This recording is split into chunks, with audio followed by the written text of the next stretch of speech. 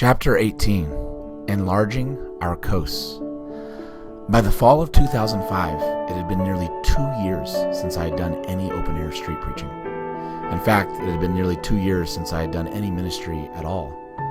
But just after the fall feast days, on a new moon in November, we all climbed into the van and excitedly made the 5-hour-plus trip south to UCLA. It was time to preach once more. As we journeyed south, the three little ones drifted off to sleep, allowing my wife and me to discuss our recent past. It was a definite healing time, examining how Yad pulled us through a very difficult transition from Mariposa into the valley. The dawning realization formed itself in our minds that, unlike when we had fled Portland in frustration, bitterness, and worry, we had not fled this time. We had remained steadfast, trusting that Yah would carve us out a new place in California, and He had done so. This personal triumph was exhilarating, and already our grain of mustard faith seemed to be reaping immediate blessings. For here we were, on the road to preach after nearly a 2-year hiatus at one of our favorite campuses of all time. I don't remember much of that first day back at UCLA except some vivid impressions. The mild Southern California weather boasted blue skies, sunny weather, and a comfortable low 70s warmth.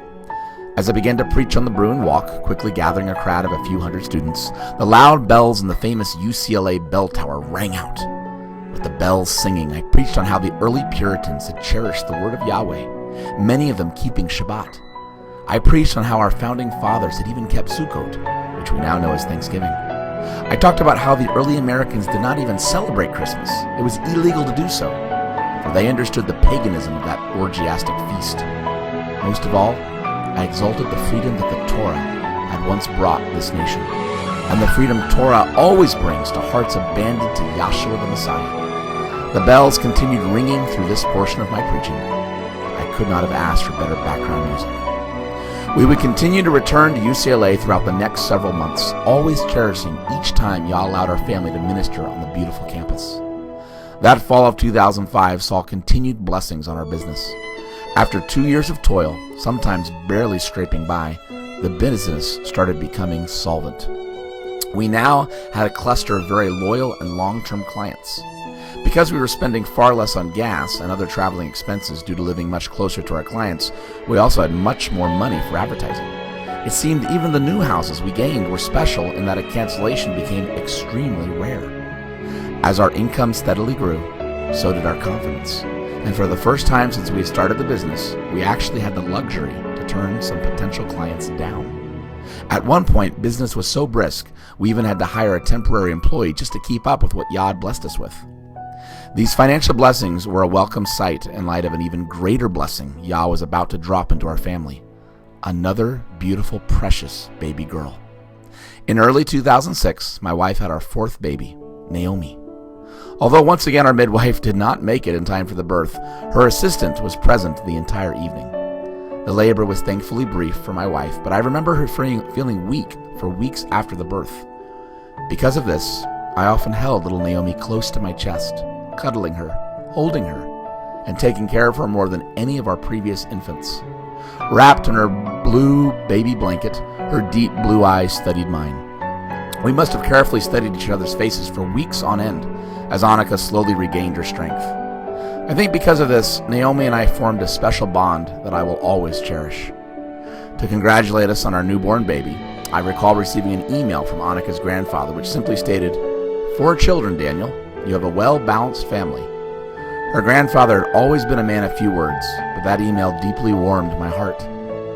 About 6 weeks after the birth, our midwife visited our home for a routine final checkup. She gazed at our living room in barely concealed wonder. The new carpet, the beautiful curtains, the nice couch. A far cry from our poorer surroundings back in Mariposa. Yah has really blessed us, I explained. And as we sat down to discuss Naomi, we also shared with her what had happened with the business and our lives in general. "Wow, I can really tell things have changed for you guys," she said, smiling at our home. "I'm so glad to hear you've recovered from a bankruptcy so fast."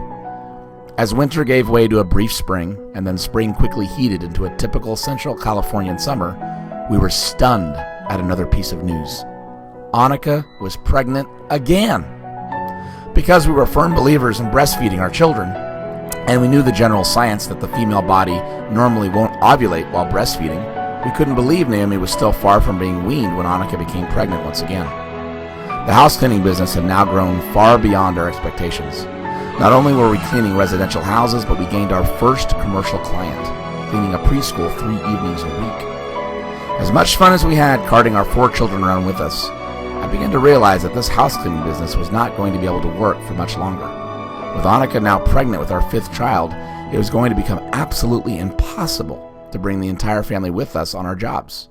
And the number of clients we now had made it impossible for either one of us to simply stay home with the children while the other worked as we had done for a period of time in Mariposa.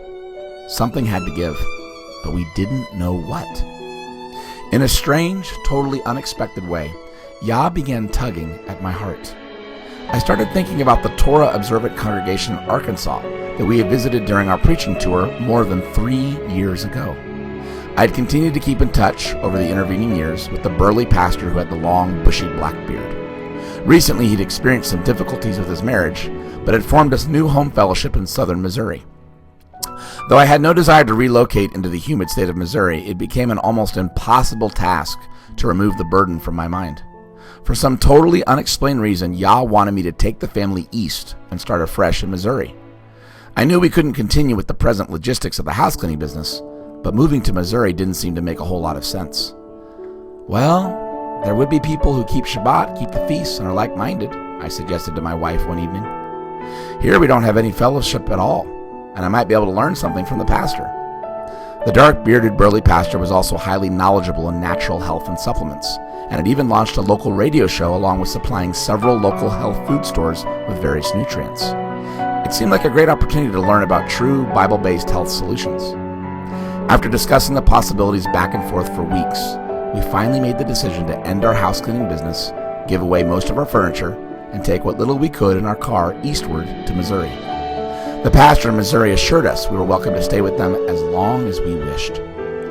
One late summer evening, only a few weeks before our scheduled departure, Annika voiced a concern. "I'm just not totally sure about this, Daniel. I have something of a dark feeling about moving to Missouri." I nodded. Somehow, although not able to express it in concise words, I had the same feeling. On the one hand, there was a deep peace knowing that we were doing exactly what Yah impressed upon us to do. But on the other, there was a brooding sense of danger.